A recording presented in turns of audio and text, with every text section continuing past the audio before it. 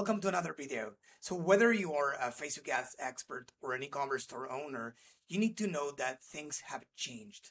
As simple as that for me, for you, for everyone. And in this video, I'm going to show you 4 important things that you should stop doing right now.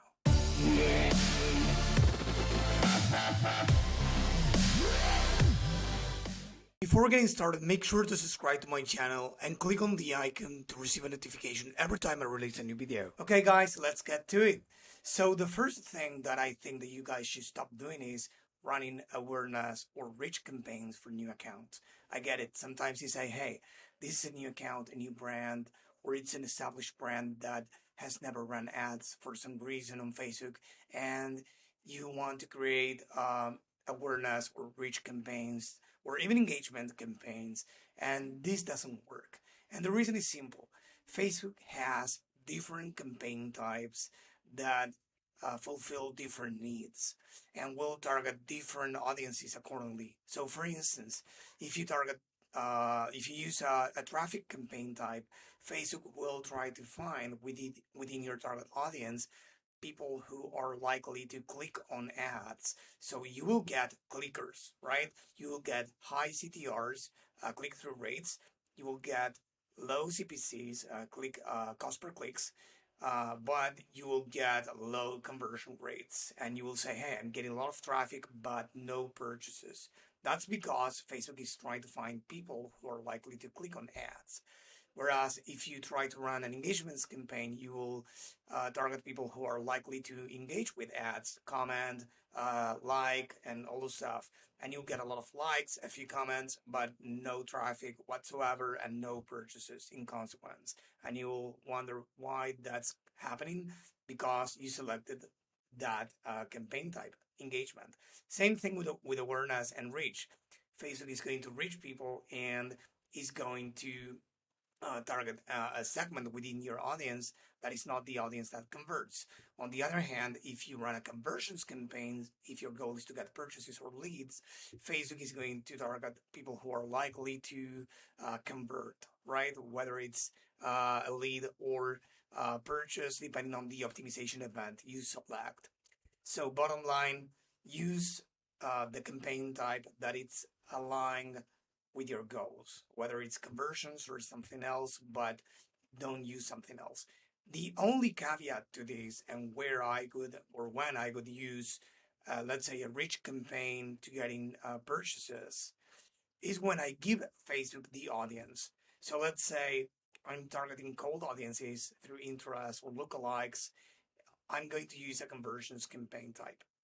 But if I'm retargeting people who abandoned the cart and the audience is so small that a conversions campaign won't even spend, then I can use reach goal or traffic goal and say, hey, Facebook, here's the audience that I know already that is qualified because they abandoned the checkout, the cart, or whatever, or they were a lead, they opted in for whatever lead magnet I offered them in the past. So I know they have expressed their purchase intent before.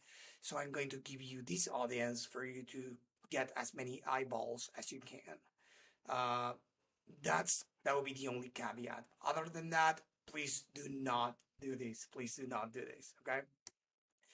The second one is including only one interest per ad set. Again, things have changed. It's important for you to get that. I used to have, I don't know, 20 to 50 campaigns for a client spending multiple six figures a month, and now we implement way less. That's because Facebook, whereas before it was more divide and conquer, like having many campaigns, many ad sets per campaign, single interest ad sets, and all stuff. Right now, it's more of merge and conquer rather than divide and conquer. So what it means is that if you are running a campaign with 10 ad sets, one interest per ad set, the recommendation that we have tested in the agency and so far is working pretty well is to merge the ad sets, to reduce the amount of ad sets and give Facebook the ability to actually learn more. And also, just a secret, Facebook has recently made by default the detailed targeting expansion option. So right now it's on for everyone, meaning that even even if you select one interest, it's going to go after all the related interest with the expansion on. Before you could select, you could toggle it off. Right now it's on by default.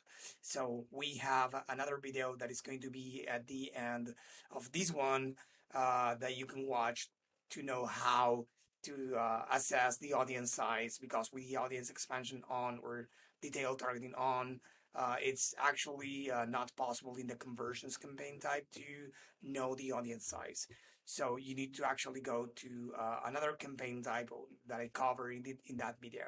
But yeah, bottom line, try to merge many interests in one ad set, and believe me, that will work better than having one interest per ad set.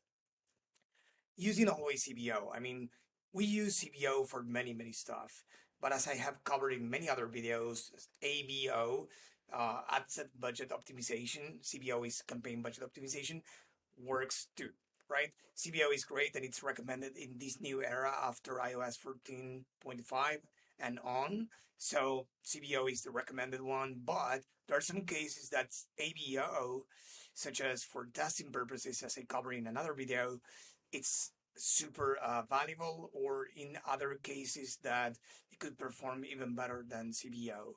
But you should know when to use each of those, and I have another video for that. But yeah, it's not always CBO. And then the fourth, it's the last but not least, is super important because again, this is a new era of the Facebook ads campaigns, and things have changed. I'm saying it again on purpose because you need to know that and memorize that. Editing campaigns every 3 days, as we used to do every 3 days or so, is not a thing anymore. Whenever we edit some major things in a campaign, it resets the learning phase of every ad set that we affect. And resetting the learning phase means that Facebook is learning all over again, it's trying to optimize and figure things out all over again, and thus the performance suffers most of the times, right?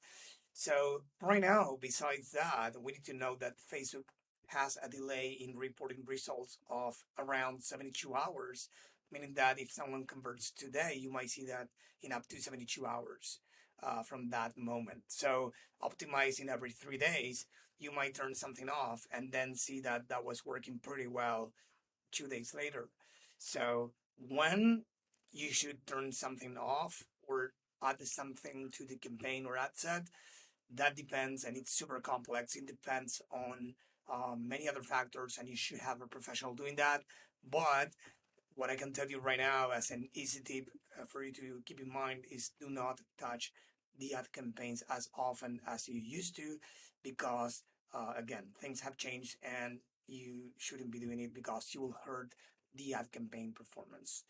So that was all. I hope this was useful. And if you feel that you need the advice from a professional team with over a decade of experience, please write us to hello@bsrdigital.com. You can visit our website at bsrdigital.com. I'll leave those to you in the comments, so feel free to write us with any questions you have. Thank you.